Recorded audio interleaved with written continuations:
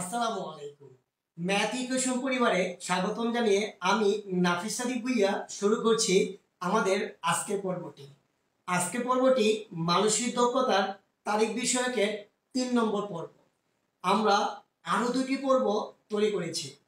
যদি না দেখে থাকেন অবশ্যই গ্রুপে গিয়ে দেখে আসবেন। আজকে পর্বের প্রথম অঙ্কটি হচ্ছে জানুয়ারি মাসের 3 তারিখ যদি সোমবার হয় তাহলে 25 তারিখ কি বার হবে।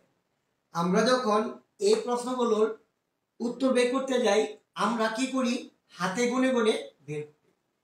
আজকে আমি আপনাকে একটি পদ্ধতি দেখাবো যে পদ্ধতির মাধ্যমে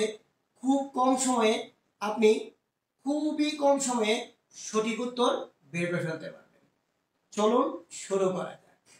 আচ্ছা, বলুন তো কি দিয়ে আছে। দেখুন, জানুয়ারি মাসের 3 তারিখ যদি সোমবার হয়, আমার কাছে চেয়েছে 25 তারিখ কি বার হবে।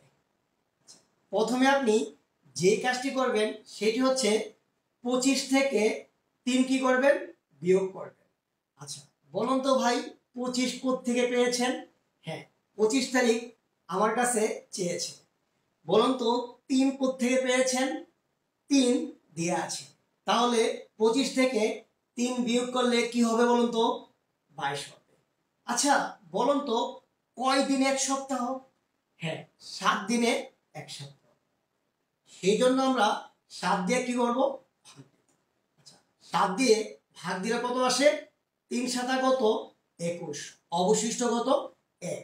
এই অবশিষ্ট নিয়েই আমরা কি করব, কাজ করব। অর্থাৎ অবশিষ্ট যদি যা থাকে সেটা নিয়ে আমরা কি করব, কাজ করব। এখন বলুন তো 3 তারিখ কি বার দিয়ে আছে, সোমবার।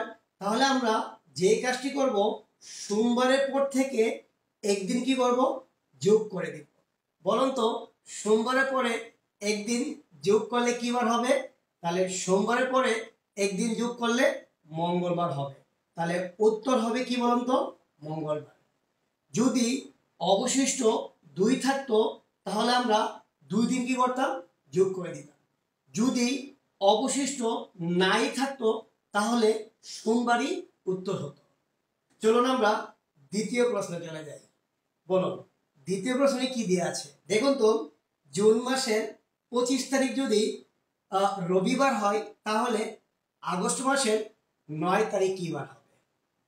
আচ্ছা, প্রথম প্রশ্নের মধ্যে দেখুন তো একই মাসের মধ্যে ছিল, কিন্তু এই প্রশ্নের মধ্যে জুন মাস থেকে আগস্ট মাসে কি করেছে, চলে গিয়েছে। এখন আমরা জুন মাস থেকে আগস্ট মাসের 9 তারিখ পর্যন্ত, অর্থাৎ জুন মাসের 25 তারিখের পর থেকে অগাস্ট মাসের 9 তারিখ পর্যন্ত কয় দিন সেটি আমরা বের করে নিয়ে আসবো। দেখুন, প্রথম প্রশ্নে আমরা সেই কাজটি কিন্তু করেছি। 25 থেকে 3 বিয়োগ করে এই 22 আমি কি করেছি, বের করেছি।